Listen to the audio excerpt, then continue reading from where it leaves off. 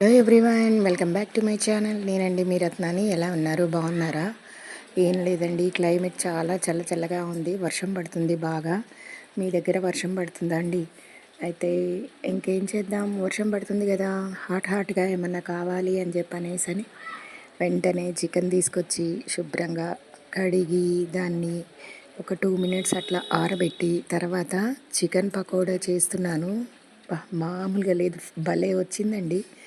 ఒకసారి వీడియో చూడండి.